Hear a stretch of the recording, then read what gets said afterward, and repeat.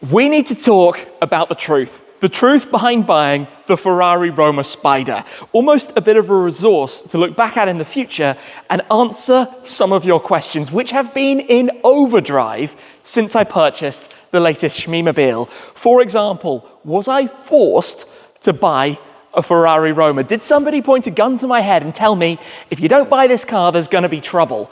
Another topic of discussion. What about resale specifications? Is this a resale spec? What about the 296 GTS? Is that in a resale spec? Because I want to tell you a little bit more about how that world works. Another big one, the upcoming Hypercar from Ferrari. Of course, we've got the lineup of Zenvos here, but I think we all know the LaFerrari successor is imminent. And am I playing a game just to get one of those? Is that the intention?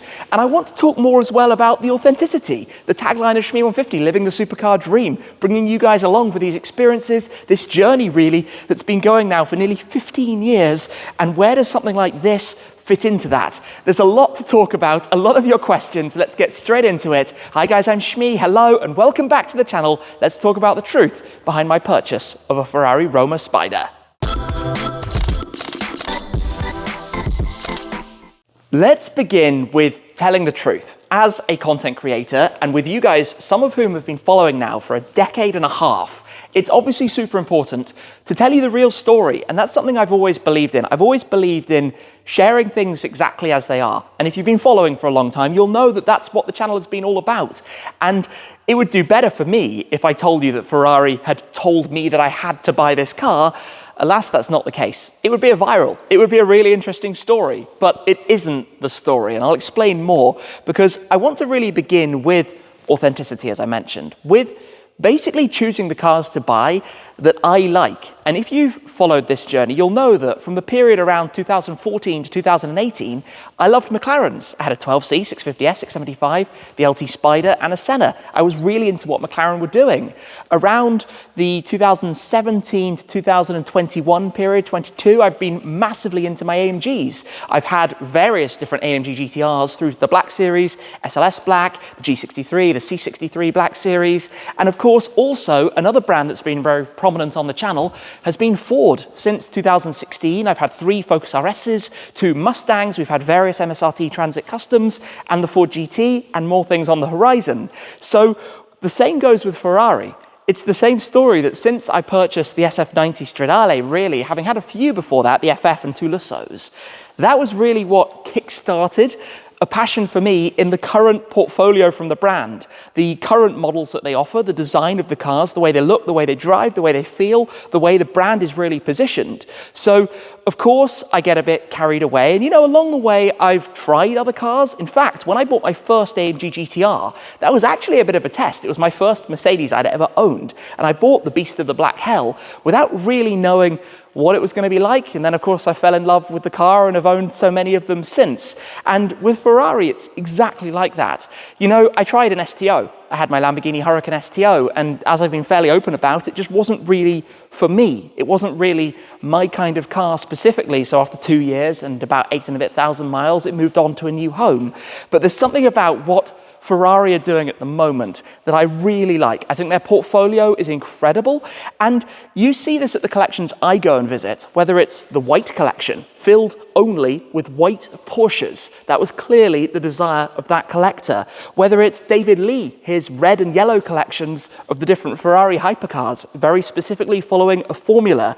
My friend Jordan, lowballer GTR, with all of his black cars, recently purchasing a black P1 as well to go with the collection. Even blue collector in Munich, yellow in Texas. There are so many collectors who have a theme they like. And the theme that you spot right here is bright colors, variety. I have cars, I think, from 11 different manufacturers. For sure, a couple of Ferraris, for sure, a couple of Mercedes and a couple of Fords, but a lot of different manufacturers and a lot of different colors. And we will talk a bit more about specifications as well, because while I have a bias to blue and silver, that is because it's what I like. So I'm going to buy what I like and what I think suits the cars. And I think the current Ferrari design, whether it's the Roma or whether even the Puro Sangue, suits blue paint. I think Ferrari do some stunning blue paints, and big silver wheels, very clean wheel designs. I really like that shape and what they're doing. So that's why you see a bias to it. But of course, beyond that, I have 2 purple cars, 3 orange cars, 2 green cars, 2 red cars, 2 yellow cars, a white car, a silver car.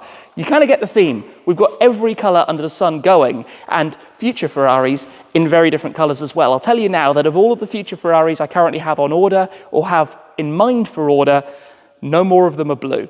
That's the clue I'll give you about that now. But for me, it's always been important to kind of do what I like, what I want. For sure, I would get more views if I bought more Lamborghinis, if I bought a Revuelto. But it didn't click for me. The Aventador never really clicked. I always preferred the babier Lamborghinis and never really personally, while they're amazing cars, they're not my character, so I've never done it. Of course, a Revuelto would get more views on YouTube than a Roma is going to get, but that's the car that I wanted to add for more reasons we're going to talk about now. Let's get into the meaty topic that I know you're here to find out about, to find out whether I was forced to buy a Roma Spider, whether Ferrari told me I have to spend £250,000 to buy a lovely Super GT from Maranello. The question that if I got £1 for every single person that has asked me on all of the different social media platforms, I could go and buy another one of these without doubt from that alone. Is it a case that if I didn't buy this car, I would be struck off the list? My SF90XX order would be cancelled. I'd be uninvited from purchasing future cars and taken off the guest list for the various events they're running. Is it literally a case of a gun to the head and you have to buy it, or else you have to spend your hard-earned money on a car like this? And this is where I'm sorry to disappoint, but no, it really isn't. And everybody who is part of the Ferrari club will tell you the same thing, especially when it comes to the LaFerrari successor, especially when it comes to so many other things that I'd like to explain about this, because it's not like buying this car suddenly gets me a golden ticket to go and buy a LaFerrari. That's not how it works. With some manufacturers, it might be the case, but with Ferrari, it's more like, I'm going to say Hermes with handbags or Rolex with watches. It's obviously a part of the bigger picture, a part of being involved in the Ferrari family. But the Roma, for me, I need to take you back and explain a bit more. It was the first new Ferrari I ever attended the launch event of before the entire world shut down a couple of years ago. So I've always felt very close to it. Then there's the fact that there's a front mid V8 in there, which if you can tell from the other cars in my collection, I kind of like V8 engines and I kind of like front mid GT cars. I've owned quite a few of them, so it's right up my street. And back, actually, just before the pandemic, I spec'd a Roma Coupe. I actually went through the full motions. I'll tell you now what it was going to be. It was going to be Verde British, lovely green exterior paint, over Koyo on the interior, which is what I have on the Pura Sangue. So it's a car I've always followed very closely. But at the time, as I said, I didn't really have anything that I could use it for, that I would do with it. And that's something that's changed as the years have gone by. And I've been lucky to now have my garage, have the storage space, do even more different road trips and adventures, and of course, be able to experience different things. I didn't need to sell something specifically for the purchase and arrival of this car, which is a very big difference. And I think when you're in the Ferrari family, when there's a new product, a new car or a new different tour or different thing that they offer, you start to think, how can I use that? And I saw some great comments about this from another Ferrari collector that we'll talk more about in a moment.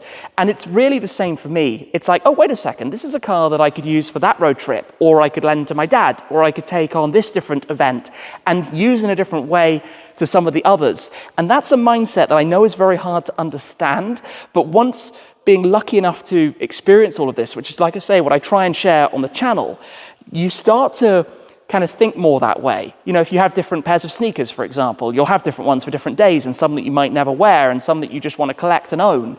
And while I know it's on a completely different level when you're talking about six-figure cars, of course it is a factor. It is part of it. So absolutely, there was never any forced requirement to buy this car. None of the cars I have on order, like a Dodici Cilindri, required me to buy a Roma to be able to get one. Cars like the Dodici Cilindri and even my Pura Sangue are not cars that you have to buy. They're cars that are incredible machines, cars that have huge levels of engineering and a whole lot of emotion and excitement to drive. And believe me, this sounds amazing. It looks amazing. I've driven them Romas 3 times before my own.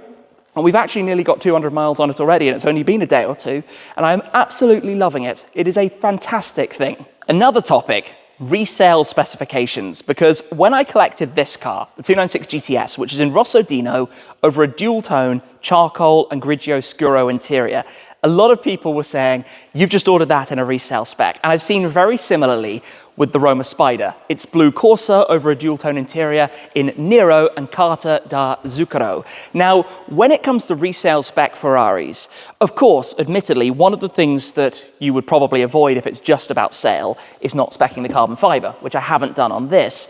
But that's also because it's about 25, 30 grand on a car that's 250 grand fully specced already, and 10% extra for the visible carbon fiber is a big, big, big ticket item on something that's more of a GT anyway.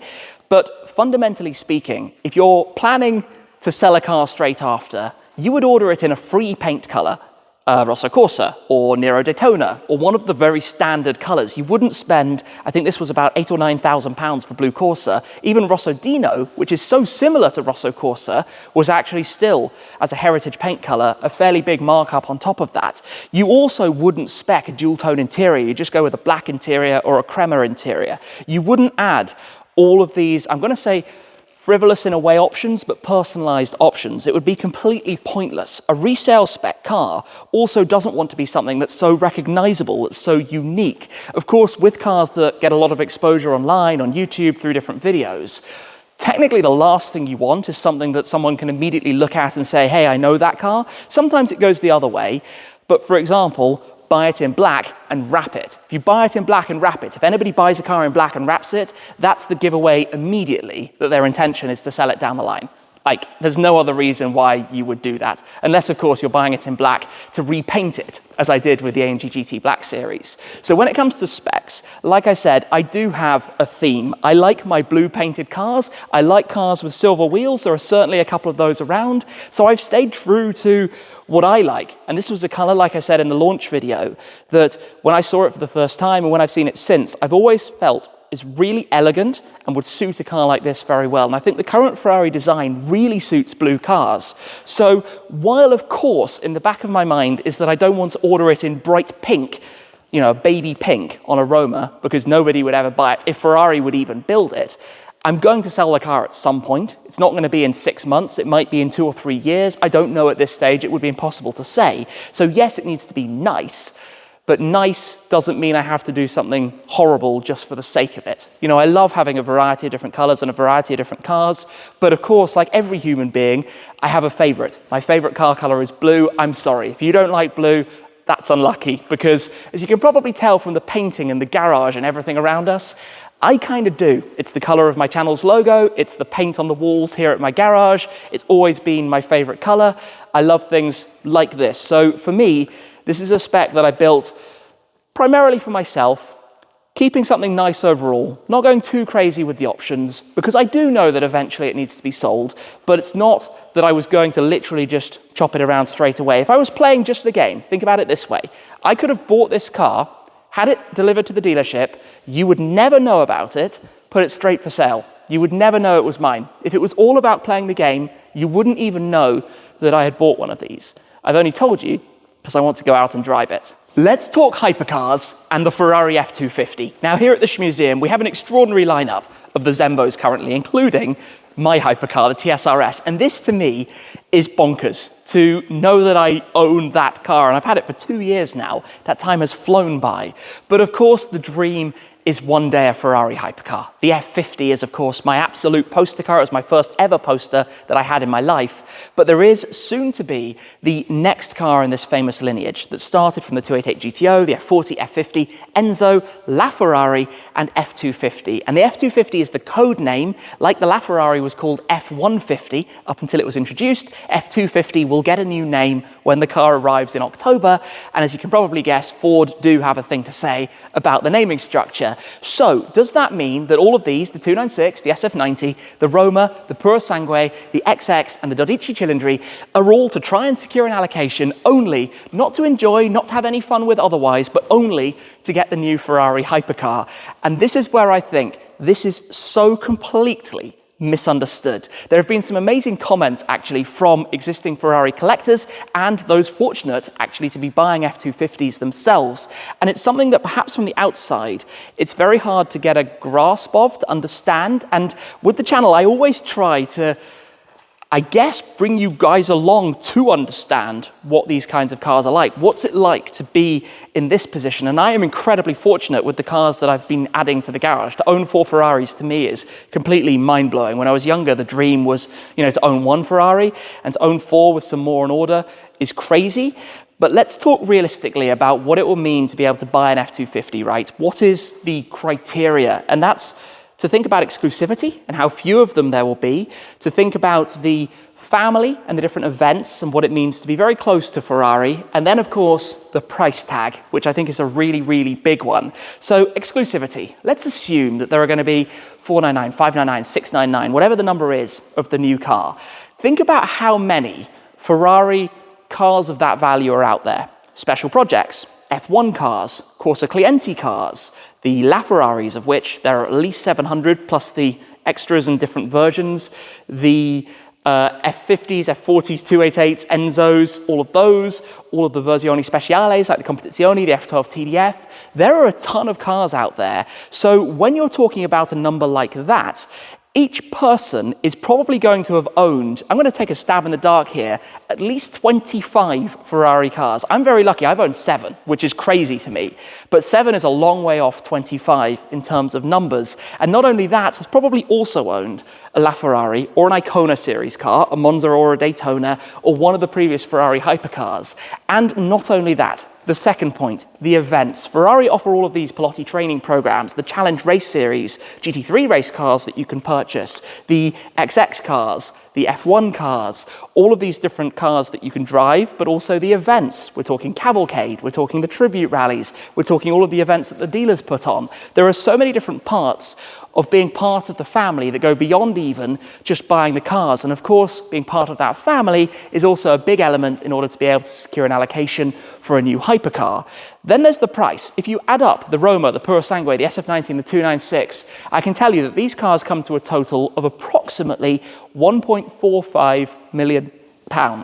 Now, if you were to take out the SF90, because eventually we know that will go, but add in the SF90XX and the Dodici Cilindri, you come to a total of just shy of £2.5 million. The reason I mention that is because the new Ferrari will be more than all of those put together, which should probably tell you something. If I was lucky enough to receive a box, to receive an invitation to purchase one, I'd have to do some serious digging down the back of the sofa, because not only is that the equivalent to selling the Zembo, the GT, the SLS Black Series, and a couple of the Ferraris all together to be able to purchase it, but it's all of my Ferraris, including the ones on order, put together. So the question, did I buy the Purosangue just to help secure an F250 allocation? Have I ordered the SF90XX, a Versioni Speciale, purely to get the allocation? 296, Roma, same story.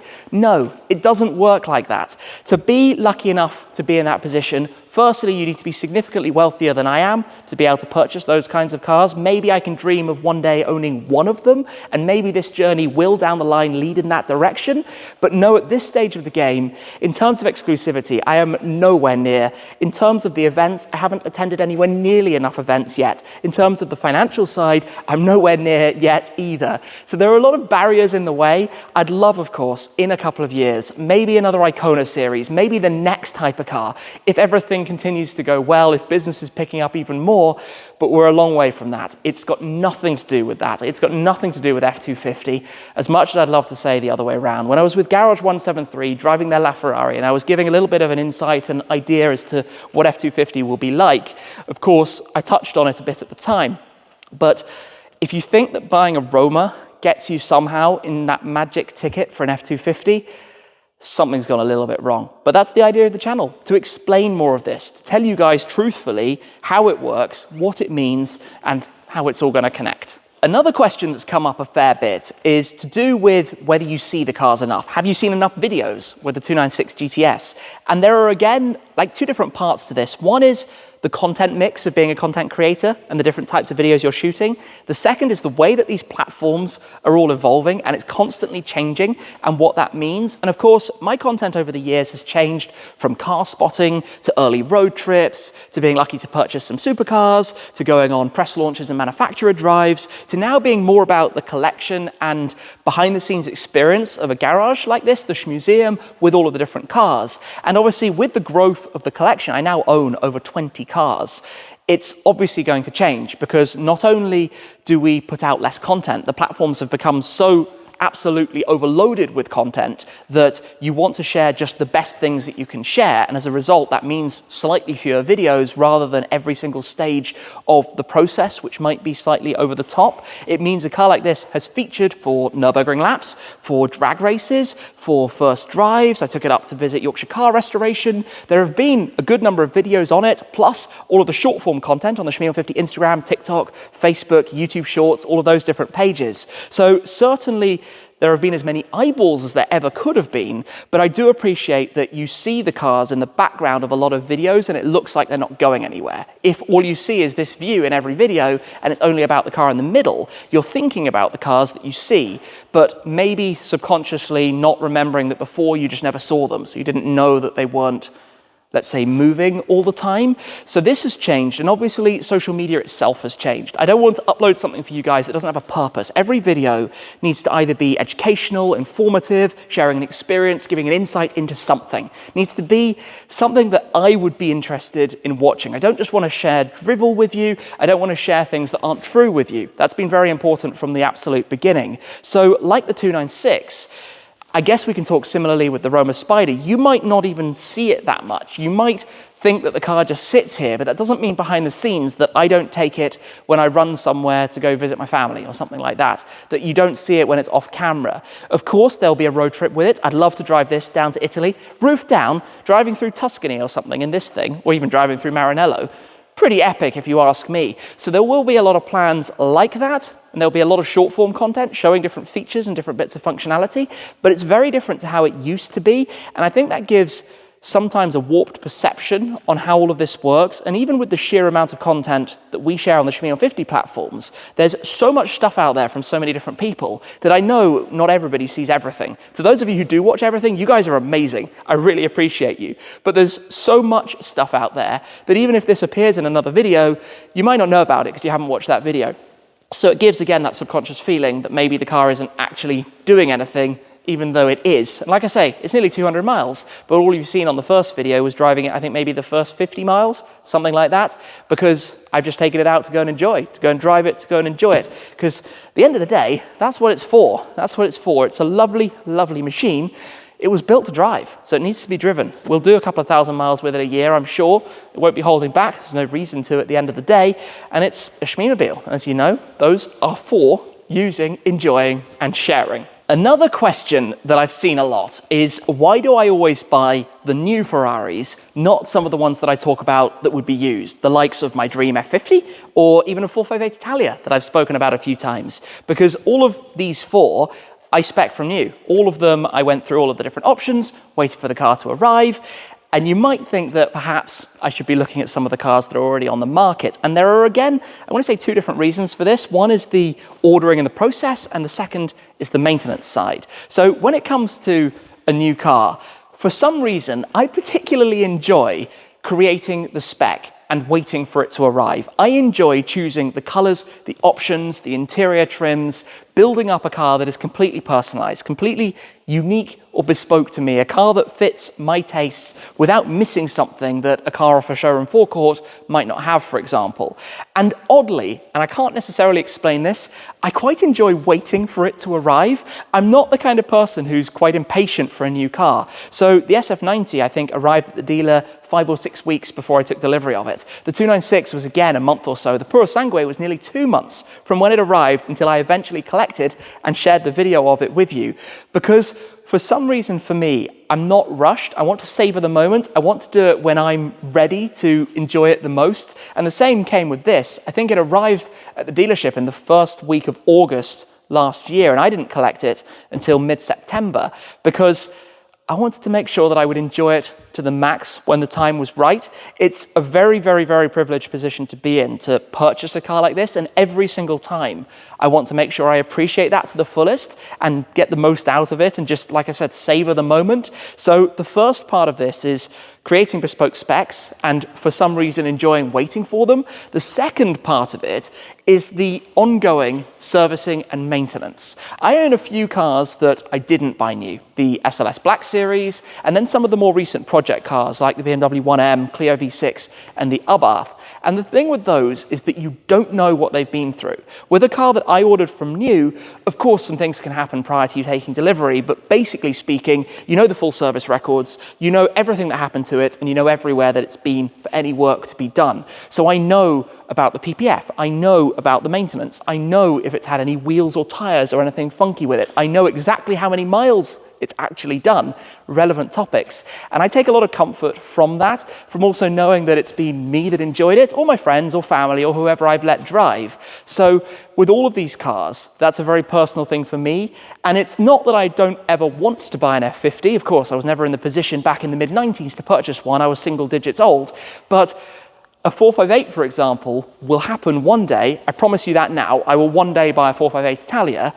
It just needs to be when the time is right, when I'm ready to start digging into it. There will be some work that's required, there'll be some things we need to do with it, but that time will come. That time to be a little bit more focused on it will arrive. But for the time being, I not only enjoy the process, building the spec for this, choosing all of the different options. It's not just the colors, it's all of the different tech options. But I also just enjoy being able to share that, being able to make the videos of that, and being able to kind of bring you guys on that ride as well, of waiting for the car to eventually appear and be here at the Shmeemuseum. It's something fun and unique. If I had said 10, 15 years ago that one day I might try and create content of speccing a car and then taking delivery of a car, nobody would have ever made sense of that. It wouldn't have been something you could understand.